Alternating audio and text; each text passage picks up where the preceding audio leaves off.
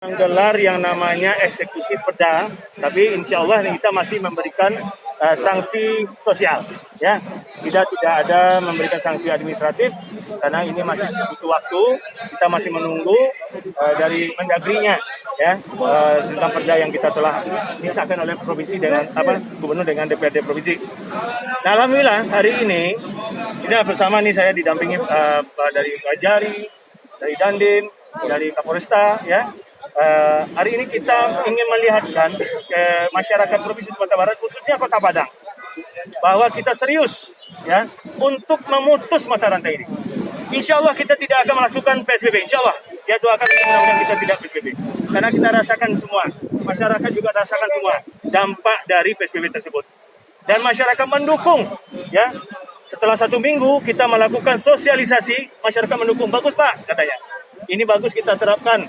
Bagi yang melanggar, ya, perda atau perwako Kota Padang nomor 49 tahun 2020 ini, maka diberikan sanksi. Pertama tadi kita sudah berikan kepada mereka yang melanggar, yaitu sanksi sosial, bersih-bersih jalan, ya, dan sampahnya diambil sama tangannya biar kotor, biar dia terasa. Nah, terus habis itu kita berikan masker.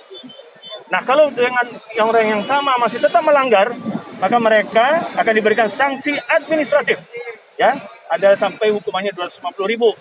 Atau di sini saya didampingi Pak Kejari, bahwa bisa nanti hukumannya penjara selama 2 hari. Nah, ini masyarakat benar-benar harus betul-betul memikirkan, ya, untuk kalau keluar rumah jangan lupa pakai masker. Jadi nggak ada alasan, oh maskernya lupa Pak, ini selama ini nggak ada alasan.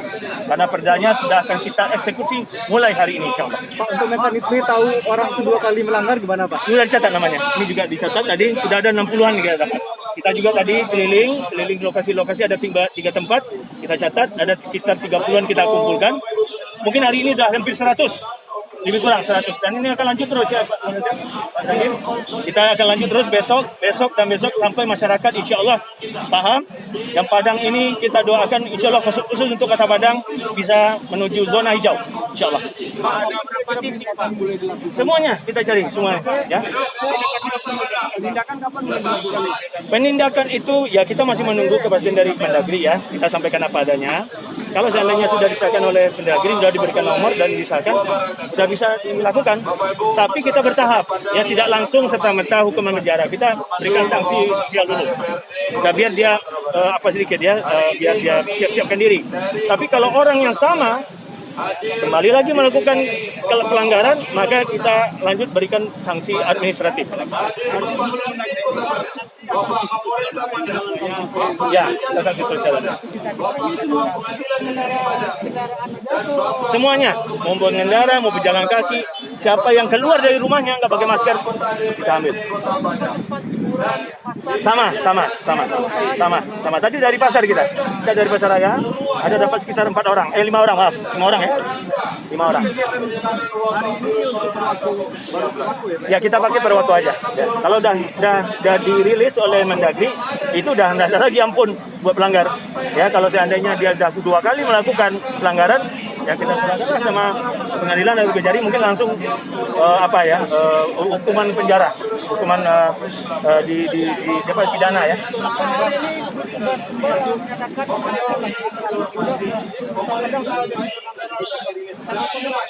Ya, gini. Kalau zona merah karena kita melakukan protap, ya, kita melakukan swab test.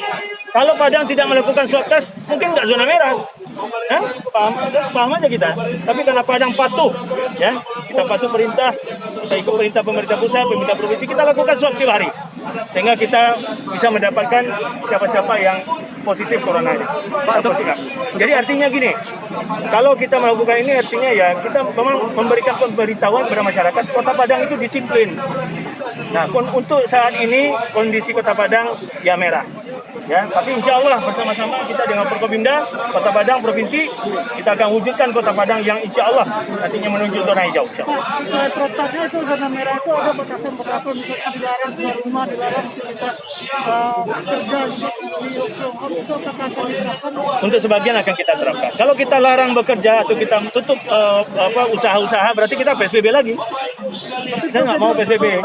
Zona merah itu nggak dilarang beraktivitas, ASN misalnya work from home atau aktivitas ibadah. kita tetap patuhi protap, tidak ada masalah, kita akan ikuti. Tapi kita berharap jangan sampai ini yang kita lakukan sekarang, ya, eksekusi perda dan juga perwaktu, agar masyarakat paham mau ke PSBB kita atau kita patuhi protap. Gitu. Insya Allah cukup, insya Allah cukup. Termasuk residen di rumah sakit umum daerah cukup. Ya, Pak. Banyak yang penuh, Nah, kan artinya begini, bukannya semua penuh ya. Kita punya cadangan, cuma biasa sudah lihat datanya. Kita mampu kok, ada sekitar 30 kamar lagi yang kita siapkan dan juga ada daerah untuk isolasi mandiri yang kita sudah siapkan yang disediakan oleh pemerintah. Ada. Yang 30 cadangan itu di mana tuh, Pak? Itu di rumah sakit umum daerah ada kita siapkan. Cuman kita perlu bantuan tenaga medis.